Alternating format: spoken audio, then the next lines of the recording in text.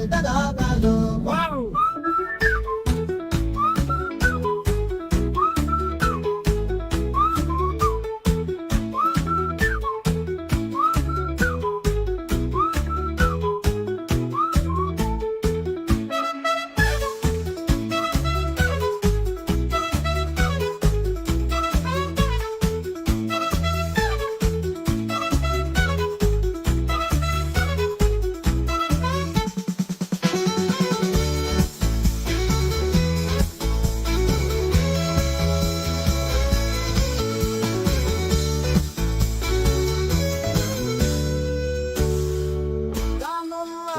Slow memory of people who walked, built, cooked, gathered, and listened to the world before the world became so noisy.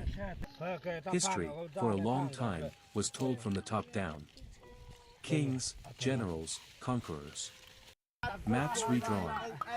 Empires made and unmade. Battles with dates. Treaties with clauses. Crowns and swords. But that's not the only way time passed. People are hungry now for something else. A history that lives lower to the ground. Closer to the soil. Not the story of who ruled, but how people lived. What they ate. Where they slept. How they raised children. How they waited out the rain. How they gathered roots when no fruit would grow. How they healed. How they carried grief, and how they passed joy along in stories around the fire. Let's begin where history is often quietest. With the indigenous peoples whose voices were left out of the official records. Not because they didn't have stories, but because they didn't write them down in books or carve them in stone for kings.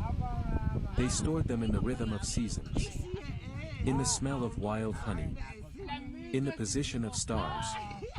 In the ways you speak to elders, or don't speak at all. The Hadzabe of East Africa, for example, have lived much the same way for thousands of years. Their days begin when the birds begin, and they don't count time in hours.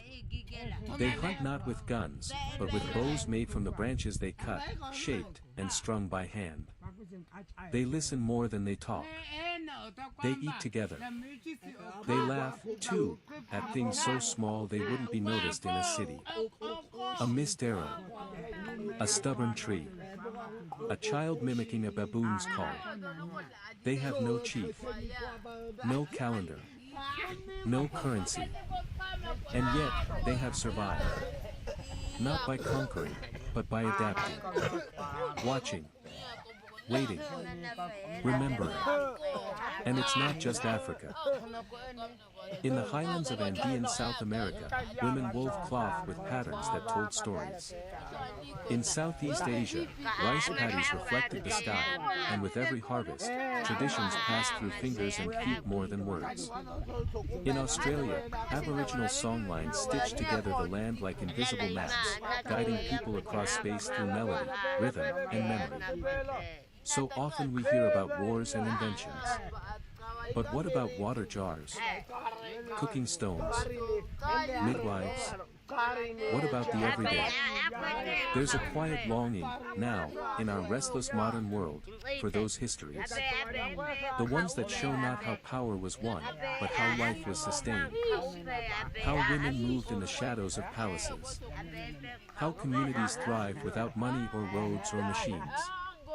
These aren't the loud stories. They won't keep you up.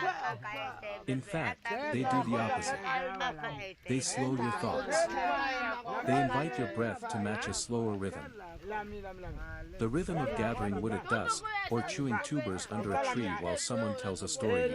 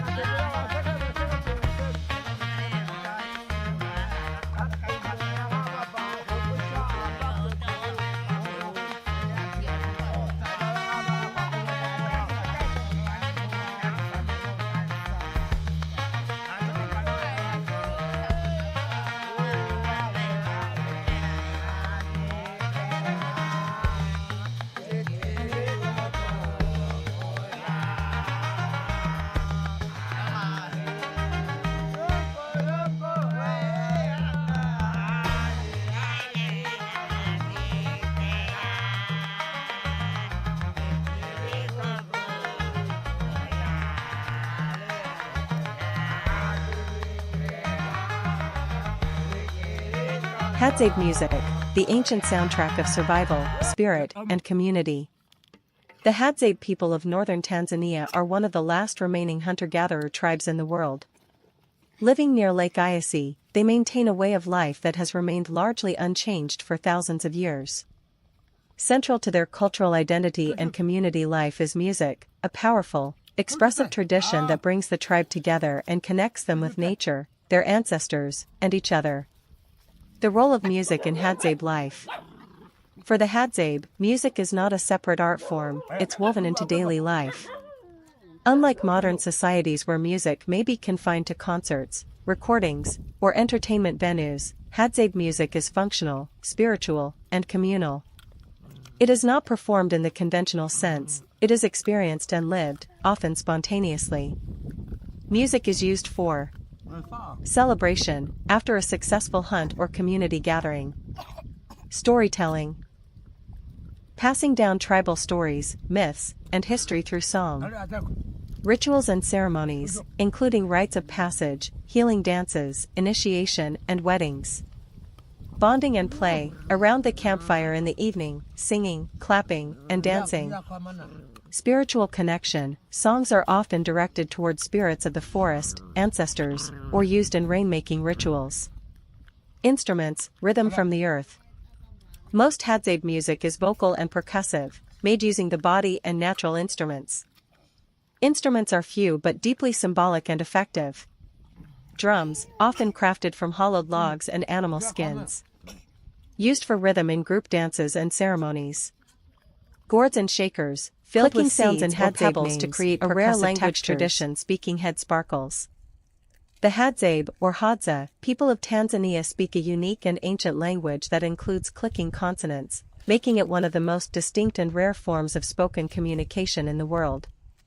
These clicking sounds are not just stylistic, they are actual phonemes, meaning they function like regular letters or syllables in their language. The Hadza language includes a range of click sounds, such as dental clicks, like tisk-tisk. Lateral clicks, similar to the sound you make to urge a horse forward. Alveolar clicks, sharp tongue pops made at the roof of the mouth. These clicks often appear within names, everyday speech, storytelling, and even during hunting, where communication must be silent yet clear. It's an intricate system that non-speakers find very hard to imitate, let alone understand. Speech balloon example. A Hadzabe person's name might contain a click sound that isn't written in English. It's a sound, not a letter. For example, Zany or Oma, note, the symbols like or represent different types of clicks.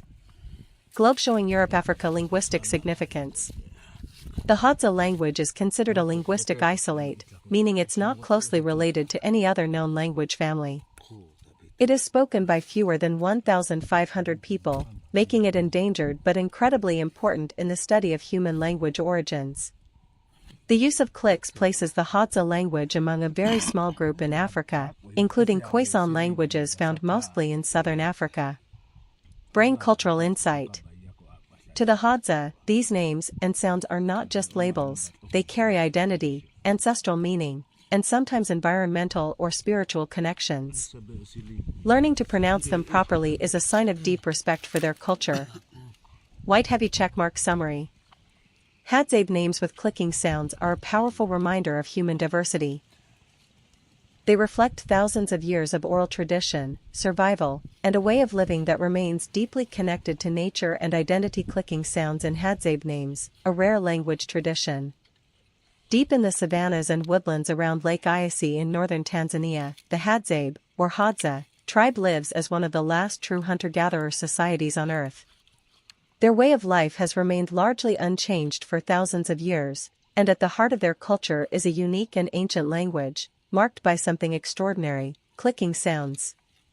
These clicks aren't casual noises or expressions. They are real, meaningful components of the Hadza language, used not just in speech but within names themselves, making Hadzabe personal names some of the most unique and difficult to pronounce in the world for outsiders. Speaking head. What are clicking sounds? In phonetics, clicks are non-pulmonic consonants. That means they're not made by pushing air out of the lungs like most sounds, but by creating a vacuum in the mouth and releasing it. You may recognize some of them from casual sounds you make in daily life. Dental click, similar to tisk tisk, disapproval sound. Lateral click, like urging a horse to move, tisk tsk, but more side tongue. Alveolar click. A sharp pop made with the tongue against the roof of the mouth. Palatal click, a more complex, tongue-curling sound. These clicks are fully integrated into words and names, not added for emphasis or rhythm.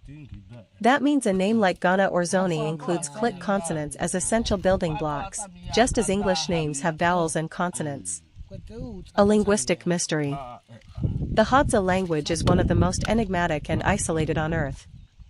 It's classified as a language isolate, which means it has no confirmed relation to any other language family.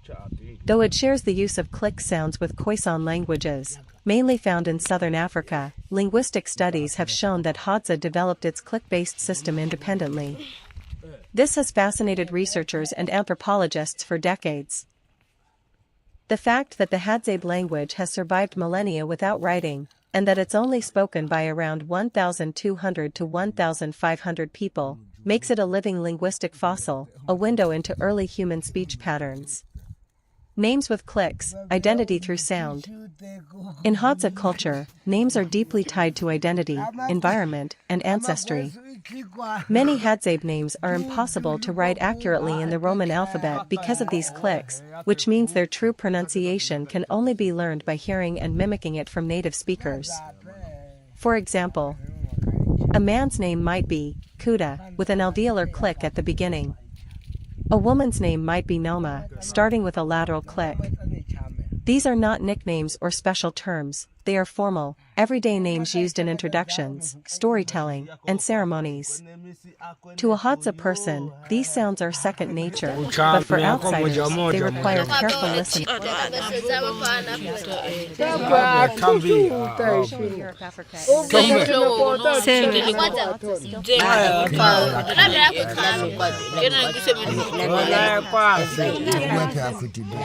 Listen closely to their incredible click-based language. Reflects their deep cultural heritage. Watch as they gather around the fire to prepare a freshly hunted meal, cooking with nothing but natural tools and age-old techniques. Meat on bone fire the result? A flavorful, nourishing feast straight from the wild. This video is not just about food, it's about survival, community, language, and connection to the land. Whether you're passionate about indigenous cultures, fascinated by bushcraft, or just curious about life off the grid, this is a powerful look at real, raw human life, far from modern convenience.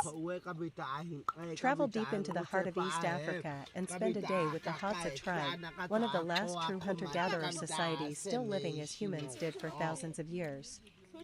In this documentary-style video, you'll witness the Hadza's extraordinary connection to nature, from tracking and hunting wild animals with handmade bows and poisoned arrows to preparing delicious bush meals using natural ingredients gathered from the land. Direct hit hunting techniques. The Hadza hunt using traditional methods, no guns, no modern tools, just handcrafted bows, keen instincts, and silent teamwork. Whether they're chasing baboons, birds, or small antelope, every step in the hunt is guided by ancestral knowledge and deep respect for nature. You'll see how every part of the animal is used, wasting nothing. Click language communication.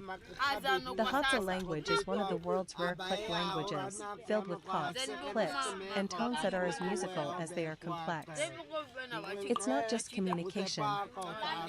It's a cultural identity that has survived for millennia, even as modern influences close in. Wild cooking and family meals. After the hunt, the tribe gathers around a fire to cook their catch. Meals are shared communally, seasoned only by fire and experience. Watch as they prepare baboon meat, roast tubers, and even harvest wild honey straight from the trees.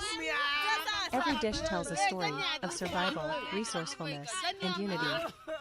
A life in harmony with nature. The Hadza live with what nature Ichame. Teko. Uchame ko. Chimanako. Manako. Zanika oko teko. The Tupa tribe men, warriors, cattle keepers, and protectors of the Ichame. If the women of the Tupa tribe are the heart of the household,